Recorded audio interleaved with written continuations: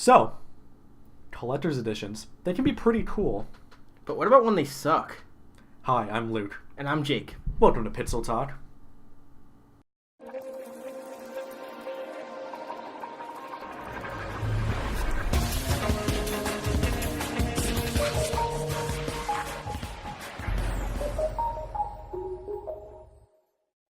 Well, it seems you have found yourself back to another episode of Pixel Talk. Welcome back.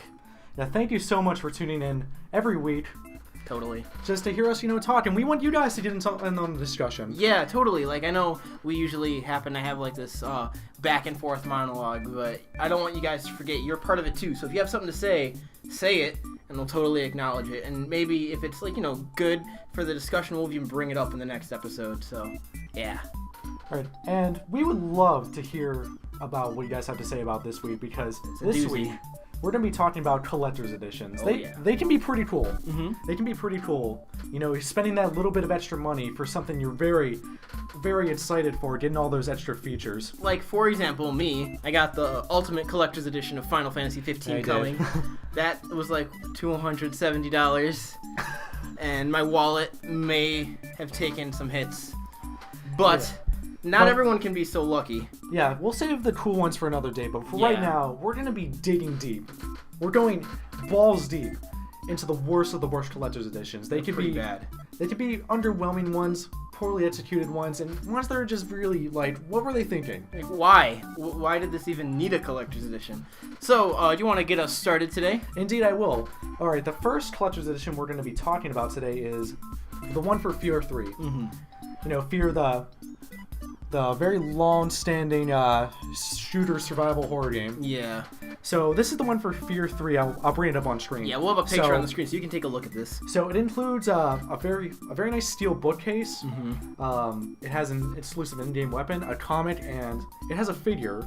Now you're thinking to yourself, That's not too bad. that's not bad at all. Yeah. Until you look at the actual fucking figure and how fucking disturbing it is. Look at that. What was coming out of her belly? All right, so this is the ghost girl in the game, Alma. Mm-hmm. It's a figure of her bare naked. She's pregnant and it glows in the dark. Why your kid should not glow in the dark. If your child does start glowing in the dark before or after pregnancy, you should see a doctor. All right, but I just want to know what they were thinking. Like, who's gonna have that on their shelf? Yeah. Would you have this on your shelf? Hey, look, Mom! Look at this figure I got with this game. And it's like, what the heck is that? Oh, Jimmy, put that away. All right, let us know in the comments. Would you have this on your shelf? Probably not. No. Yeah, it's not a collector's edition. It's not a bad collector's edition on paper. You get the figure and all that, but the figure itself It's just like, is why? so fucking disturbing. And why would you spend the extra money on something like this, really? I'm sure even the most hardcore of Fear fans We're a little bit uncomfortable. Would not want that on their shelf. Yeah. Everything else is fine. The figure, it's not good. Yeah. All right. Next So one. moving down to the next one, we're going to be talking about the Fable 2 Collector's Edition. Now, Fable has its fans, but I don't know, this Collector's Edition. Let me see if you see something wrong with this. You probably won't at first. At face value, so. Okay, so what are those? Some cards right there? Okay, so you get some nice tarot cards. You get a bobblehead.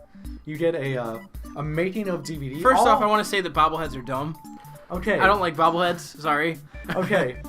And you get a making of DVD. So does this look like a good collector's edition to you? Would you want to get this if you were a fan of Fable? I guess so. Okay, but what if I told you that none of this stuff actually made it into the actual collector's edition?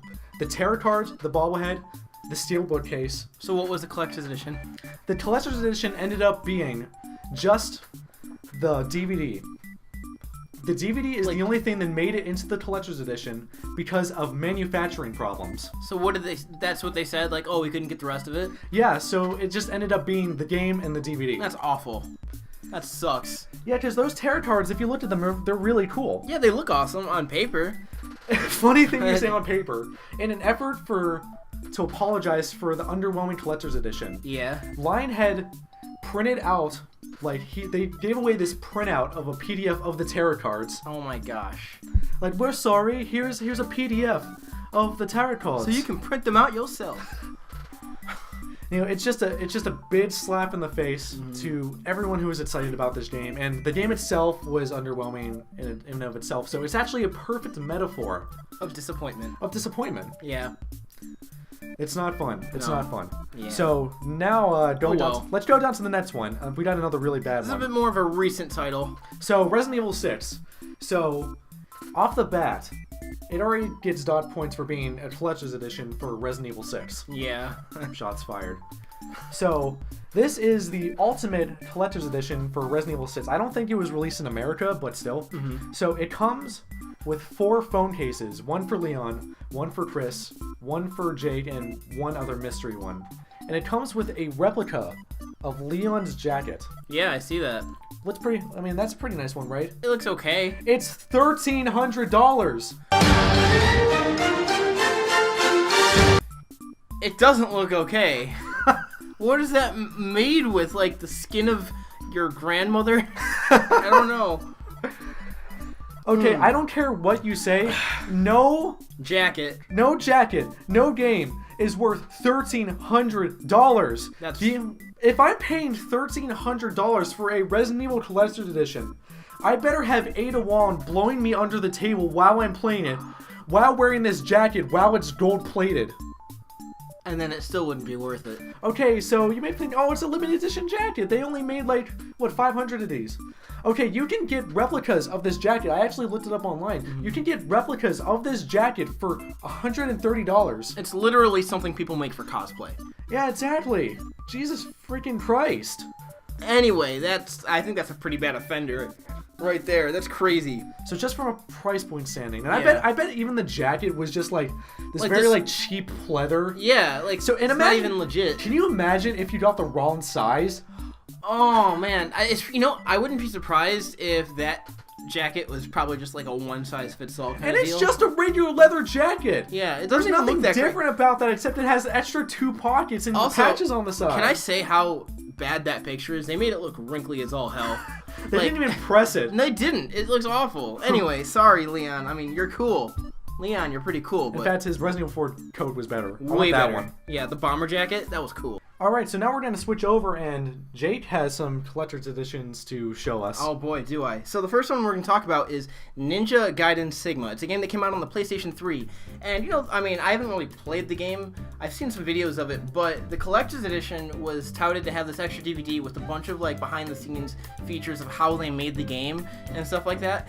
But when they published it, it turns out they didn't want to actually show any of the footage of what they were working on. So the bonus DVD consisted of the developers playing guitar and doing karaoke. What the hell? That was it was basically a vlog. It was a YouTube vlog. So they just decided to include, their vlogs? Pretty much, yeah. You're welcome. Those moments when you're at crunch time and you're going insane? Let's record this. They'll dig it up. Yeah. Seriously? They didn't even, show them working on it? They they didn't want to show any of, the actual footage as part of the game. Lord, let me get this straight. They wanted to make a behind-the-scenes DVD without any of the behind-the-scenes? Yeah. We don't actually want to show behind-the-scenes. That's Was the development hell that bad? I have no idea, but man, that's not something I would fork out an extra $20 for. What if there's a shot of, one of the developers, eating lunch and taking a shower? Yeah. Today I had pretty good shit today, can't get this boss to work, but man, the ramen was good. Here's something I've been working on in the meantime. I'm just, noodling on the guitar. Yeah. Anyway, next one we're going to talk about is, this is actually kind of famous and well known, Halo 3.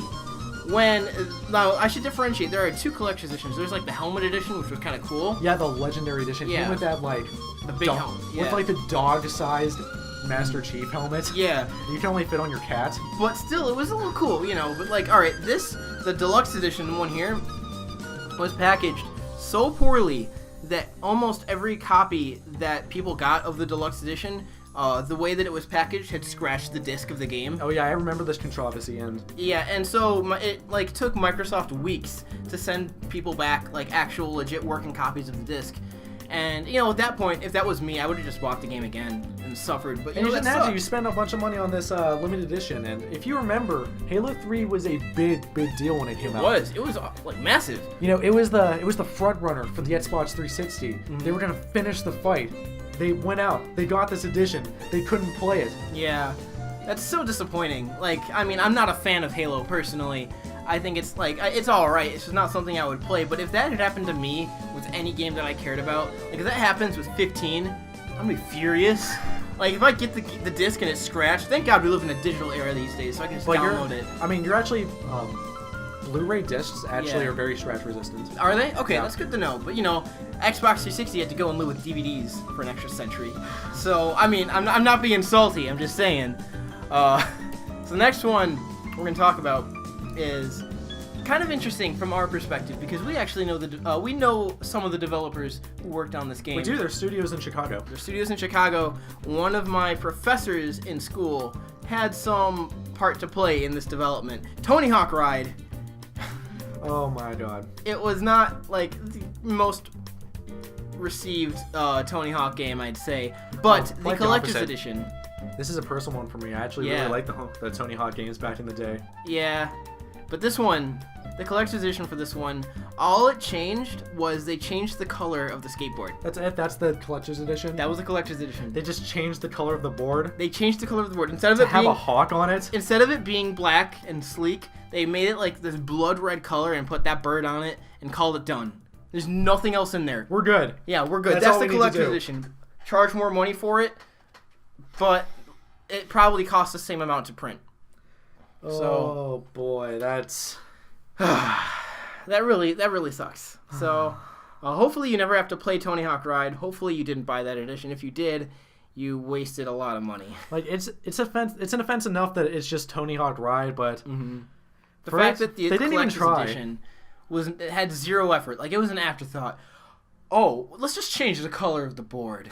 Yeah. brilliant. Amazing. I love this idea. So anyway, those are our top 6 worst collector's edition. We each chose 3.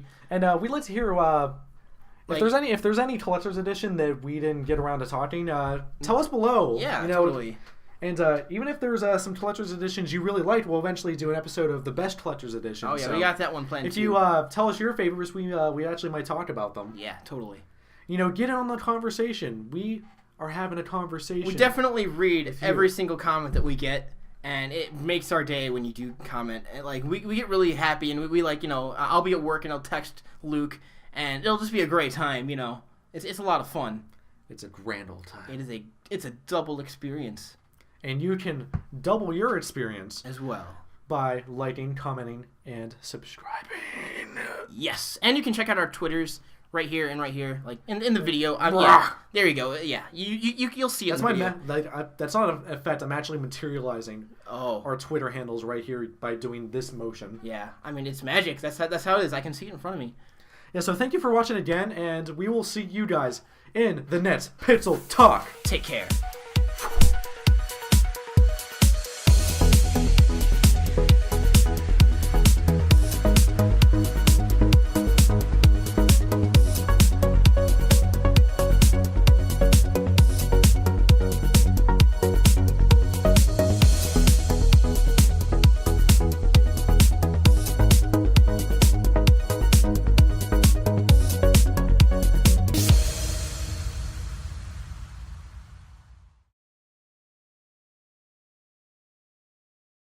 So you know what I think really needs this collector's edition? What? Freddy Fish.